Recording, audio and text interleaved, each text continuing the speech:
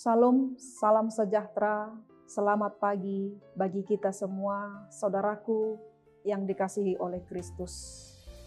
Hari ini kami menyapa kembali kepada kita semua. Semoga kondisi kita semuanya tetap dalam keadaan sukacita dan tetap sehat dalam perlindungan Tuhan. Saudaraku, sebelum kita memulai aktivitas kita pada hari ini, maka sejenak mari bersama-sama mendengarkan firman Tuhan. Dan sebelumnya, mari kita angkat pujian bagi Tuhan. Kita bernyanyi.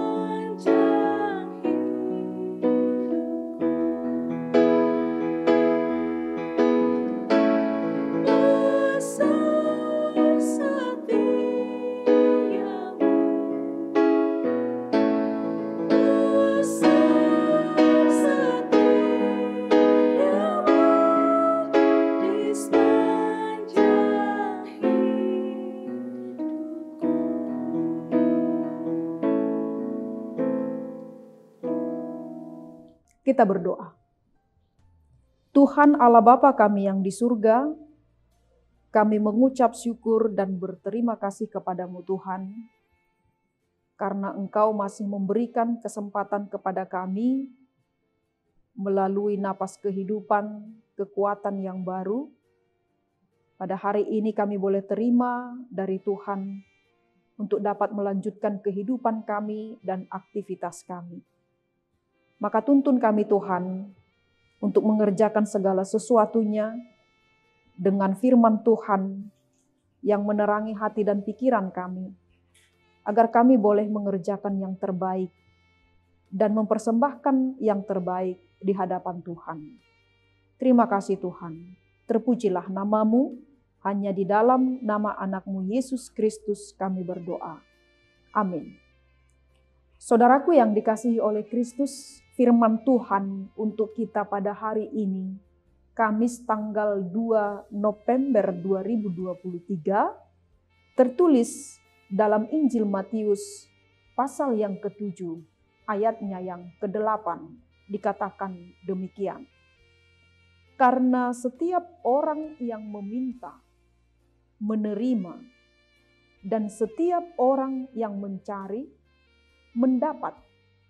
Dan setiap orang yang mengetuk, baginya pintu akan dibukakan. Dalam bahasa Batak dikatakan, ai saina majalo do nasa namangido, saina jupanga do namangalului, saina ukapon nado dina manuktuhi. Demikian firman Tuhan. Saudaraku yang dikasihi oleh Tuhan, nas hari ini merupakan sebuah lanjutan dari pengajaran Yesus tentang hal berdoa dalam bagian khotbah di bukit. Dan ayat ini merupakan salah satu ayat favorit bagi banyak orang Kristen yang meyakini bahwa apa saja yang kita minta di dalam doa pasti akan dikabulkan. Yang penting kita memintanya dengan penuh iman. Alkitab memang mengajarkan bahwa Allah akan memenuhi segala sesuatu kebutuhan kita.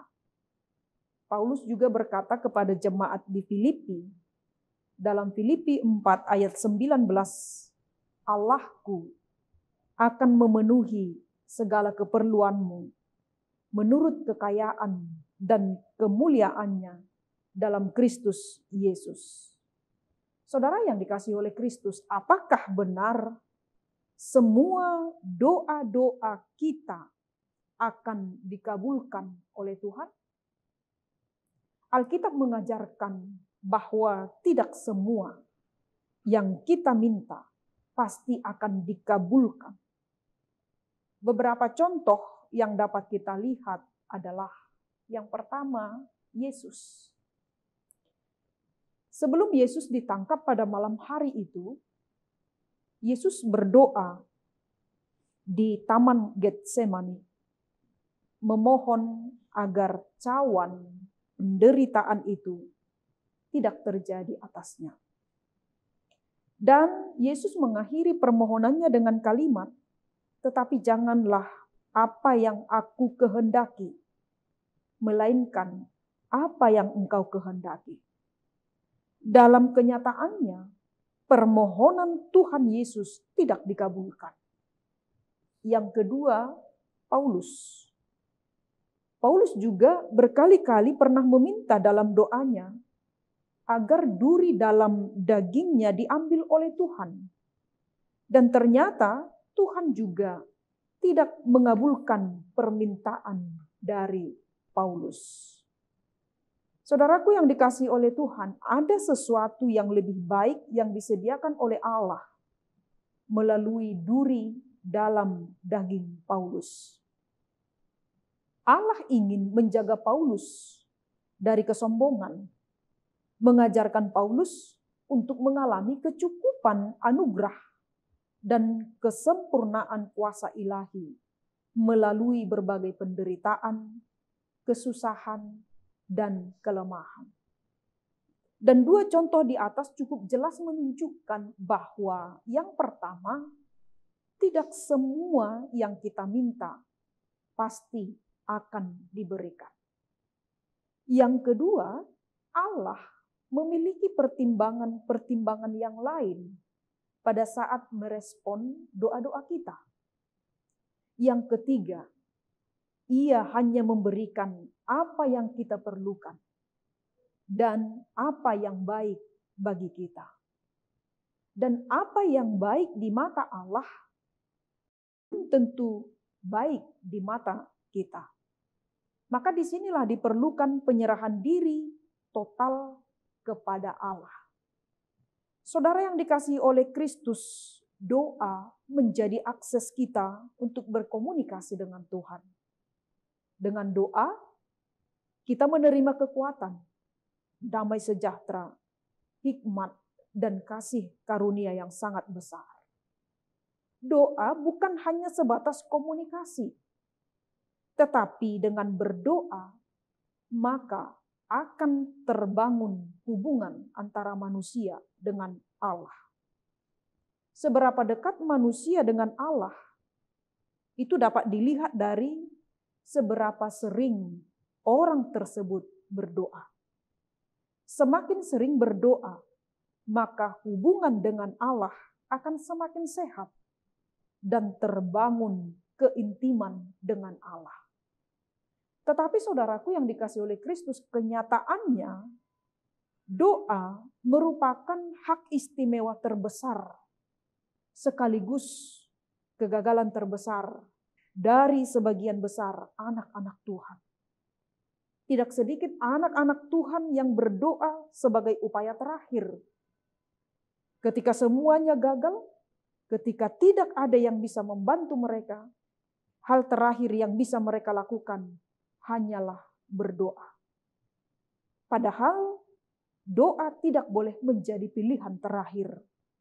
Doa harus menjadi pilihan yang pertama kita dan yang utama. Saat doa-doa kita belum dijawab, bukan berarti Allah tidak mendengar setiap doa dan seruan kita. Tetapi Allah sedang menunggu waktu yang tepat untuk menjawab doa-doa kita. Maka percayalah, jangan pernah menyerah, teruslah berupaya sampai Tuhan memberikan dan mengabulkan apa yang kita inginkan, yang terbaik di mata Tuhan. Kita diberikan menjadi sukacita dalam kehidupan kita. Amin, kita berdoa. Terima kasih ya Allah Bapa kami di surga, atas firman-Mu pada saat ini yang memberikan kami sebuah kepastian, supaya kami jangan pernah menyerah dan berputus asa, ketika doa-doa kami hingga sampai pada saat ini belum juga dikabulkan oleh Tuhan. Dan yakinkan kami Tuhan melalui kuasa Roh Kudus Tuhan, supaya kami meyakinkan diri kami bahwa ketika doa-doa kami belum juga terjawab hingga pada saat ini, Tuhan telah menyediakan yang terbaik di dalam kehidupan kami.